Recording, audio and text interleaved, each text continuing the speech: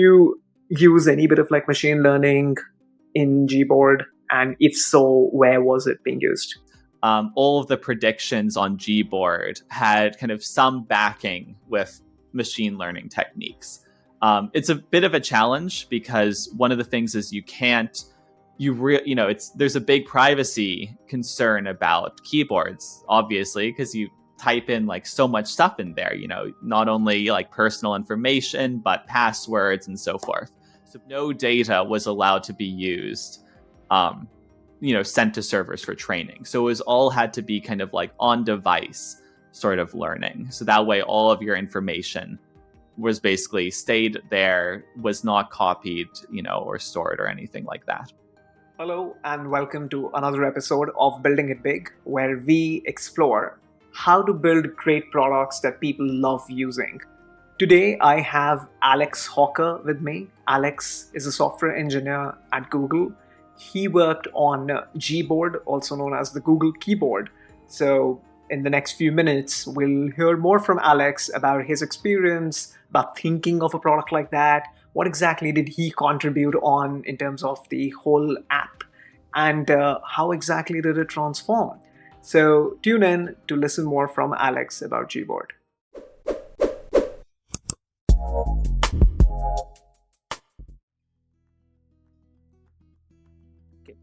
Hello there, Alex. Really pleased to meet you.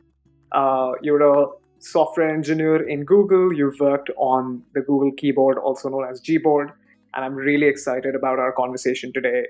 So before we do that, do you want to just introduce yourself to the audience?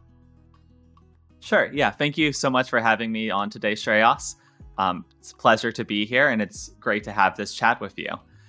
So I am Alex. I worked on GBoard, which is the Google keyboard for Android, the default, as well as iOS.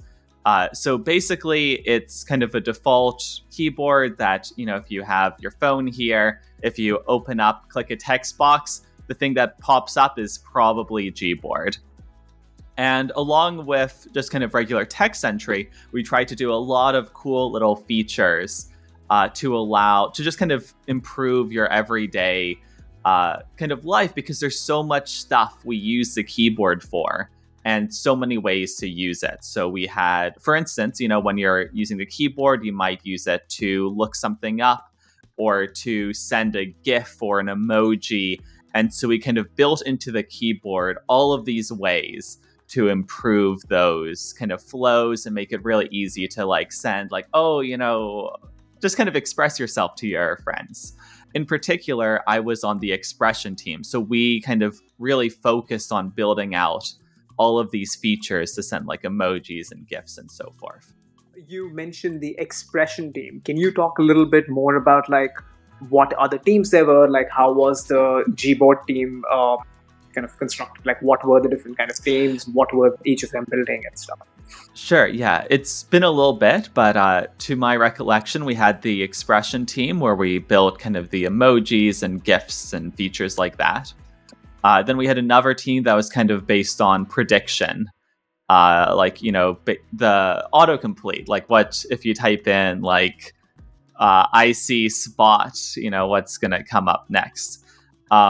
And then we had some teams based on themes and the kind of styling of the GBoard and UI.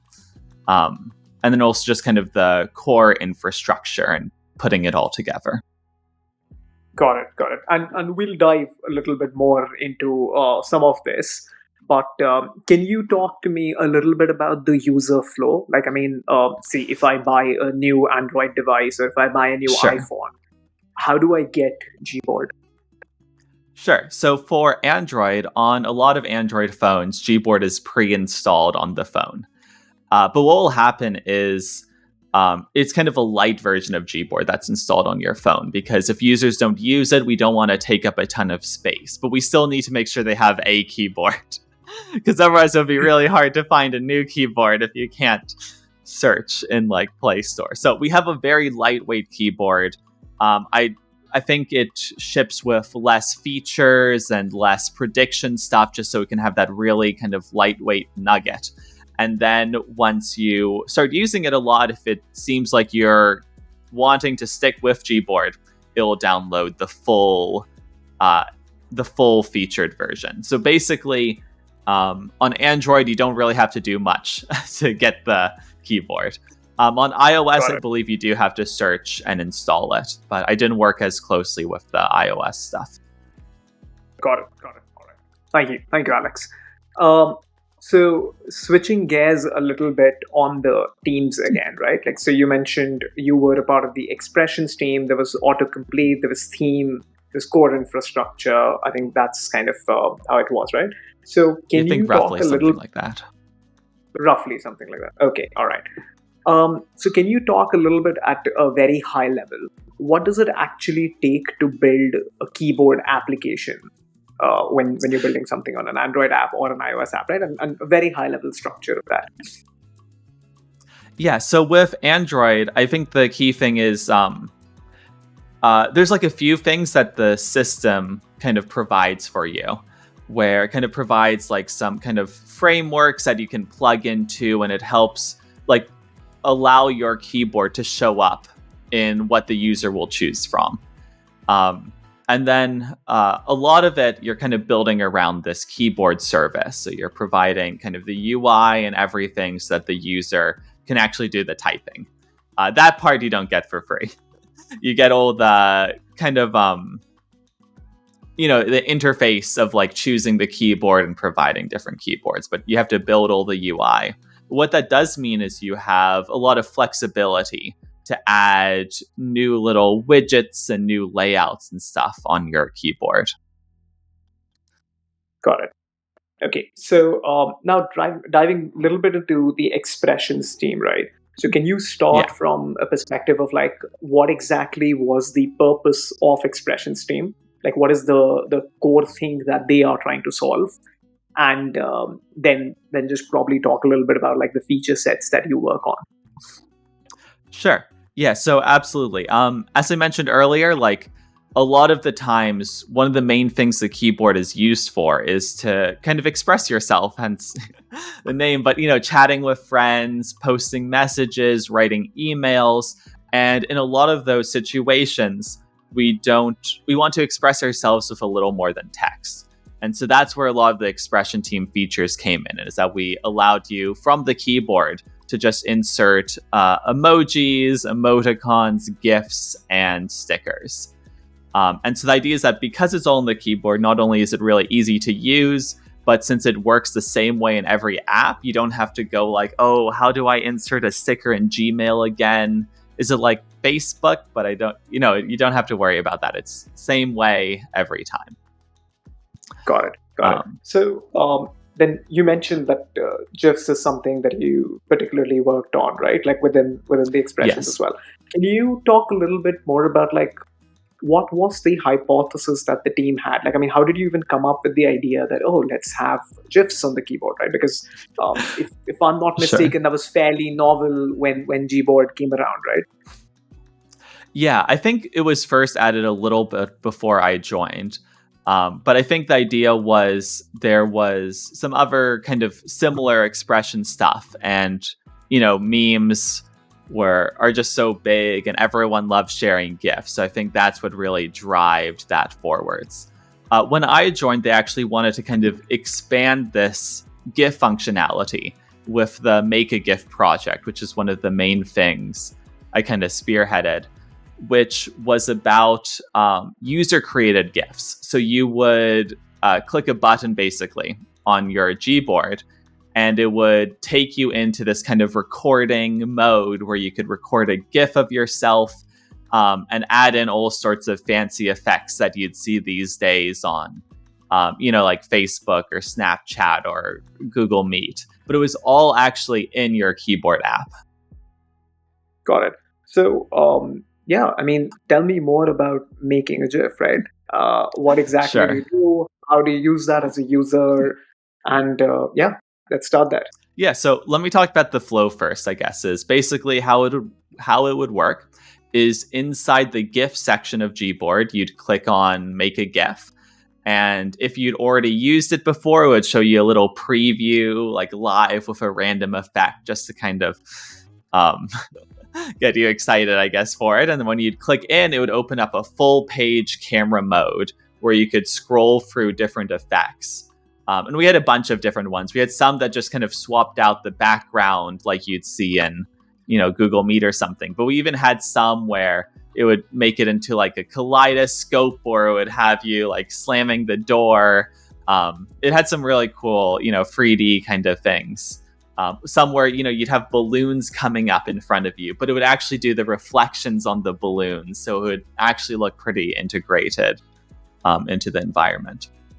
Anyway, so you choose the effect you want, and then you record for, I think, up to 3 seconds. And then in the background, it makes a GIF, and then you're exited out, and it plops it into the into whatever you're messaging in.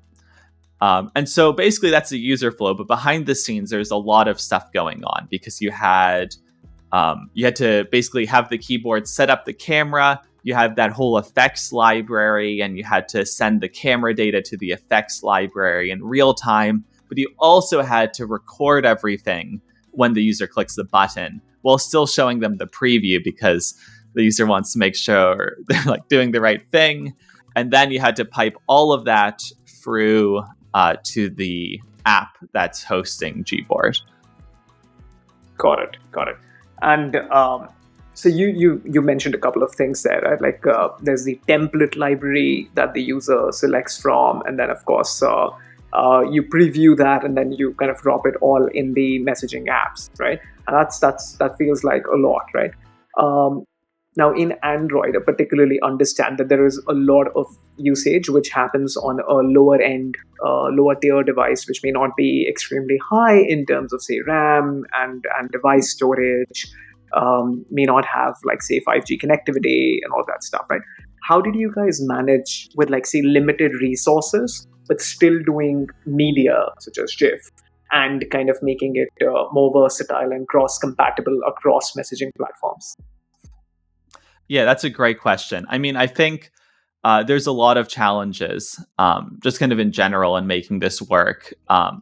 As you were kind of mentioning, pulling it all together was really hard, but also making sure that it worked well across a bunch of devices. In particular, one of the things that when you get to this point, a lot of the things we were doing is we were working with another team who built out a lot of these 3D. It was all these kind of 3D effects and stuff.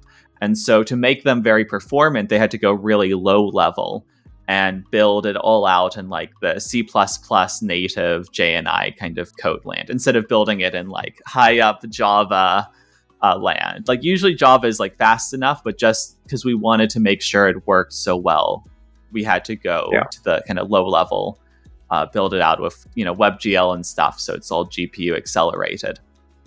But one of the problems with this is it did make it a little harder to debug and, really iron out everything, because when you're that low level, it's much easier to kind of trip over stuff. And since it was all hardware accelerated, we sometimes ran into issues with like this phone's GPU vendor has a specific issue, which only occurs on like this line of like chip in this phone. So it was a lot of like work to go like, oh, we need like a specific fix for like, like Sony brand this phone, or like, Motorola brand this phone, or I don't recall the exact models, but it was like very like patchwork at times. Sure. Yeah, I mean, I've dabbled with a few things at that end as well. So I completely empathize with you. Yeah, that's great. So I think one thing which we did not touch upon, right? I think when we say a GIF, right? Of course, as an end user, people understand because they've now been accustomed to it. But just from a technical perspective, can you talk a little bit more about what is it exactly? Like, is it a video? Is it something else? Is the file format an MP4? Like, can you describe that further? And what were the design choices around that as well? Yeah, for sure. So GIFs are actually kind of interesting because they're a really old format, that was like not that great. Basically, you're limited to 256 colors per frame because it's just using indices of them. It's not very compressed, but the unique thing about it is it specified a way that you can encode multiple images and then have it play in an animation. And so that happens. GIFs are kind of cool, and then they fade out. And then, 10 years later, we have videos that are much more efficient. But the thing that GIF had is that it's really old, and so everything supports it. And so, early 2010s, late 2000s, suddenly all these GIFs start popping up, and lay users are using GIFs because it, videos, you can't just put them on a website. They'd have all these, bars and volume controls, whereas GIFs. Videos, I think there's a lot of copyright issues where MP4s at the time wouldn't work on Firefox, and Safari had their own supported things, so you need 50 formats. But since GIFs were so old and so simple, they just worked everywhere. And so you could just really easily put in little animated images wherever an image would be supported, because they are basically just images at their core that just happen to specify multiple images in a single file, hence the animation. The big problem, though, is because they're kind of so old, made for a different time, they don't have as much work put into really efficiently encoding stuff. So with an MP4, you have a whole bunch of, iframes, which are the kind of keyframes, and then you have P and B frames, which are kind of interpolated between the I and the different iframes. Very kind of skipping over some of the complexities. But basically the core point is you have this kind of you're reusing data from past frames and future frames to make it really efficient. GIFs do not have any of that. They're just every frame is a full-size image. And so what happens basically is when you've got these GIFs, they're going to be a lot bigger than MP4s. I don't recall the exact sizes, but I think it was something close to 10 times bigger. So a lot of apps... Sorry. No, I was just kind of asking, was there a difference in terms of storage because of that, because of the size, or was it it's just not in memory for too long, so it's a limited storage and then you just kind of offload it? A bit of both, actually. So I think the main thing is that with all the kind of GIF stuff on GBoard, you have to download these things. So that's one of the issues is that if you the bigger GIFs are bigger, and so when you download them, it just takes longer to download, and then you have to send it through the messaging app. So that's more time to send. So one project, kind of separate note, we actually did is we tried to... Let me restart actually a moment. One thing that people like to do is they like to say that it's a GIF. Nowadays, we have a lot better video support. So what you can actually do is say that it's a GIF and be this is a GIF, but it's actually an MP4 video. And you just really make it look like a GIF by taking out all the, sound effects and all the controls. But at the core, it's an MP4 because it's just so much more efficient. So for Make a GIF, that's what we did. We said, you're making a GIF, but if I remember correctly, you're actually making an MP4 video that gets sent to the messenger, whatever you're using, because it's just so much more efficient. We actually tried to take this idea and expand it to all GIFs on GBoard. But the funny thing was, when we swapped to MP4s, it was actually slower than GIFs, which is really confusing because we're why is it slower to download these MP4s when they're a fraction of the size, a quarter, a tenth of the size, and they're slower.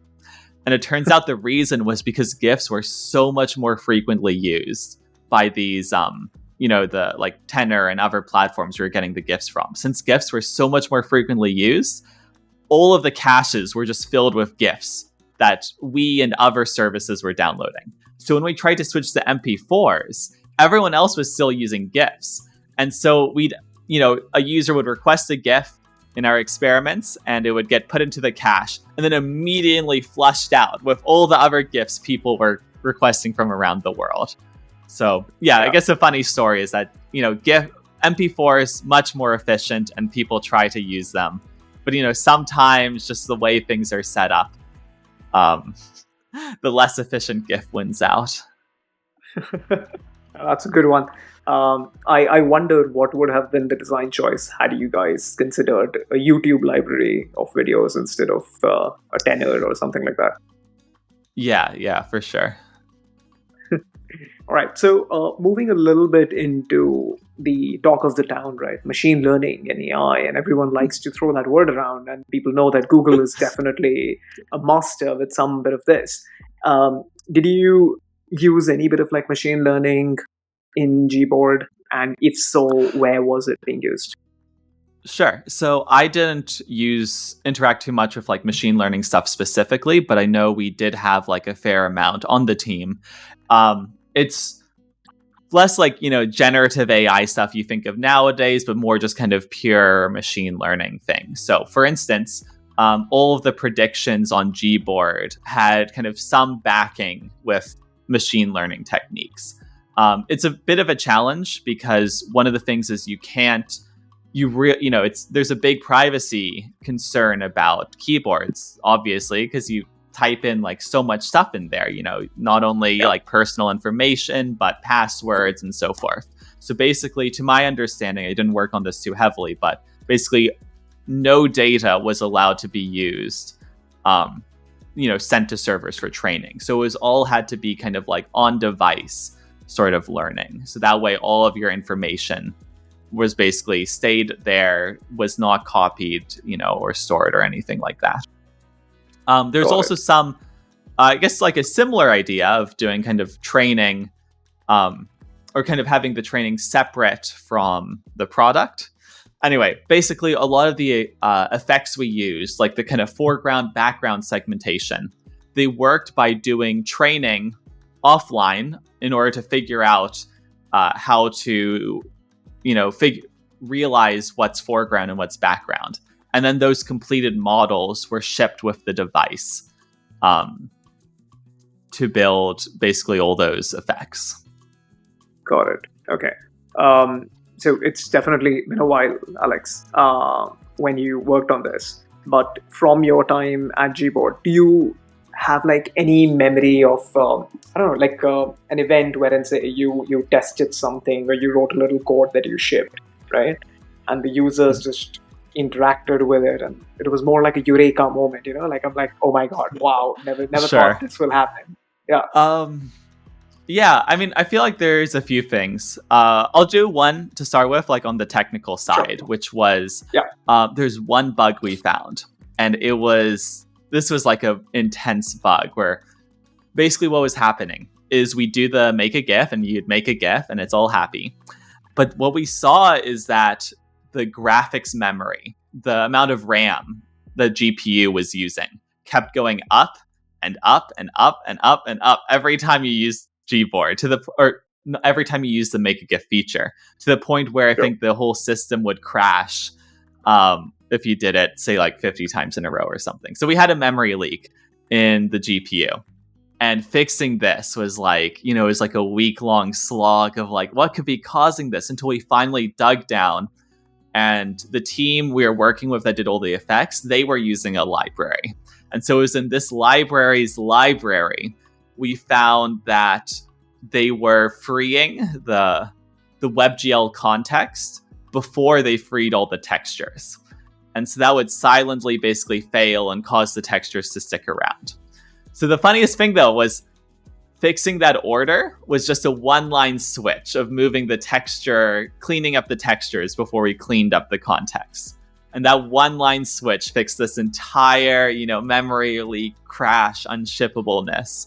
It just took like an entire week to find the lines to switch. It's the kind of thing where it's like, my boss was probably like, Alex, what are you doing where you took an entire week to do one line of code? Yeah. But I mean, I'm sure your PM must be very delighted. Yeah, it's like problem fixed, always loved those. I guess in a more like wow moment to the users rather than my coworkers. I think one of the things that really worked well was having that preview that was animated. It showed the video and it had effects flying all over it. I think it's just a really delightful way to kind of like, see it live and get really excited for this feature. One of the only problems, though, was we couldn't do this before you used that. Before you used Make a GIF, we couldn't show you the Make a GIF preview because it required camera permissions. So with Android, you have all these permissions that the user has to provide at runtime.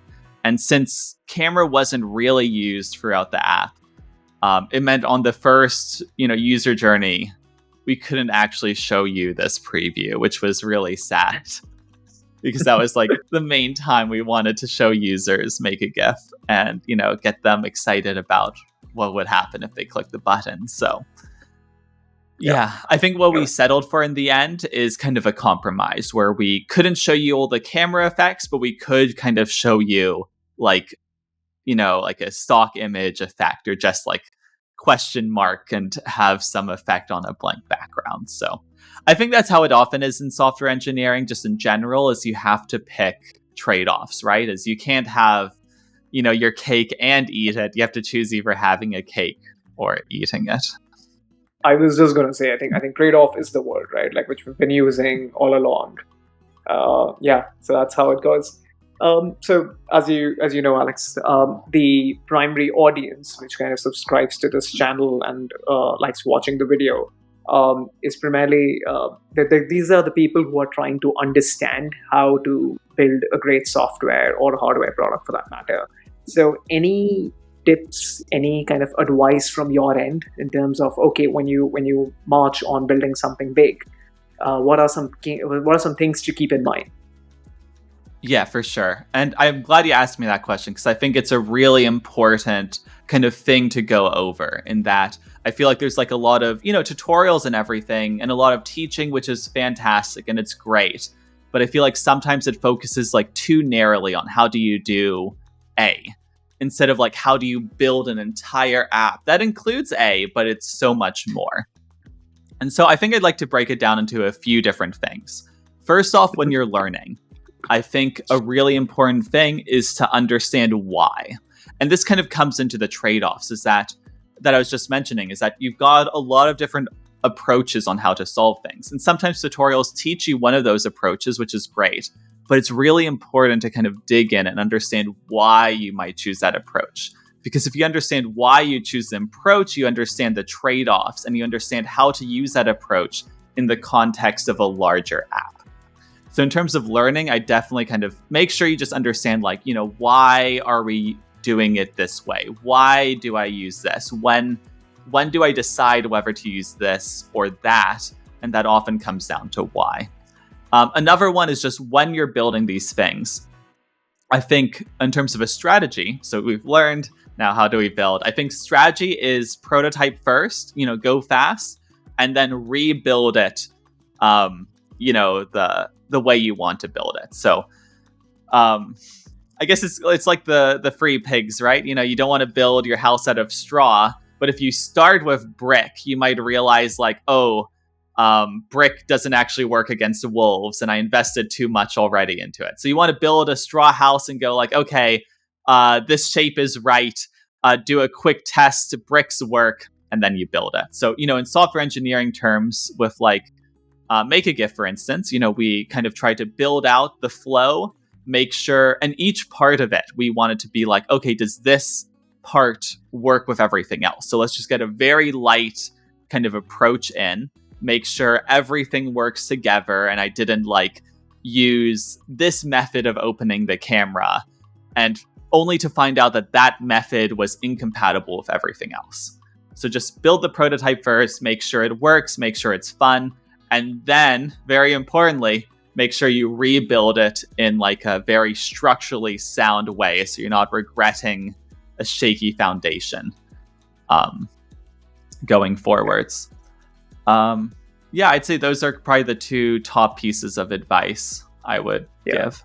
I actually noted down 3, so I'm just going to repeat so that I don't get the block, right? The first one, which you said, is learning. So, of course, when you embark on a journey of like building something big, something new, you need to learn quite a few things. But you need to know, why do you want to learn this? Like, what is it that you want to achieve out of this, right? So, having a clear Yeah, I goal in think mind it's is really partly that. important. Hmm. Maybe this is your second note, but also like why you would choose one thing over another. So like the why, not just in why learn it, but also like why did they decide to go with this? Okay, got it, got it. So then, yeah. So here's the list. Then finally, that I think I'm getting right. So when you're learning, why choose one thing over the other? Like X Yeah, technology over Y to build something. What's the benefit that you get? What are the pro cons of, like, say, using something else? The second one would be, how do you build a POC, a proof of concept, fast for enough? sure. And don't be afraid of using straws to build a house, because you're just prototyping at this stage. You're not going to live into this, right? Like, from an engineering perspective, just use something off the shelf to prove more the concept, the value, to see whether or not this thing is coming together, which can ultimately provide value. And the last thing would be, when you're rebuilding this thing for the actual production, rebuild it such that the foundation is solid, and it can really ensure that everything's kind of working together like clockwork. That seems Yeah, right. 100%. And I'd almost take the straw analogy a Yes. little further, in that sometimes I see Yeah. beginners caught up in like, what do I do to start with? Like, I want the most perfect, language and this and that, and I won't start until I figure out the best, PC and engine and language and all of this. And I think it's like the straw analogy. It doesn't matter, especially at the start. If you pick Yeah. one, and learn that, all of them are very similar. I mean, just from like a marketing angle, right? Like, if I make a new programming language, I want to market it to all the existing programmers who know their languages. So I'm purposely going to make it as similar as I can. So all of that means is, don't worry, start with any language. It doesn't matter. Just start with something, go out, start building, start learning. Yeah. That is humongous, and I totally side by some of those points, Alex, because I think even when I have gotten my hands dirty in building products, right, I've seen myself fall prey to some of these issues as well. So those are really, really good insights. Thank you. I have one last question for you, and this is probably the most important question that I have. Let's settle it for once and forever. Is it GIF or is it GIF? I think it's pronounced like the peanut butter, Giphy peanut butter. Yeah. Okay, so given that you worked on this, we'll take your word for it. Okay, so Alex, thanks again for coming on the show. You were an incredible person to chat with. I have personally learned so much, and I'm sure all our audience will say the same. So, yeah, any last parting words from your side? Yeah, I think it's kind of, as I was saying, just get going, make some cool stuff, and have fun with the whole process, I guess, and learning. And yeah, thank you so much for having me on the show, Shreyas. It was a pleasure to be here. Thank you, Alex. That was our conversation with Alex about GBoard. We had a great chat and learned a lot about how the GBoard was actually created. Additionally, Alex had some exceptional takeaways. To begin with, when you are starting to build something big, make sure that you have a right set of things that you're about to learn. And when you're learning something, have a very clear objective as to why do you want to learn this, whether that's a new language, new framework, new technology, whatever it might be. Second, make sure you're always investing time on creating POCs, which is a proof of concept, but also be super fast when creating your proof of concept and always attach a value to it. So if I'm building a proof of concept, what is the core value that the user gets out of it? And thirdly, when you actually start building the product that you want to ship in the market, make sure that the foundations are very solid and it is something from ground up that you understand, and that's what you can actually construct and then release. So with that, thank you again for joining us on today's episode for Building It Big, We Explored GBoard. Please like, share, subscribe. You know the drill. Until next time, bye-bye.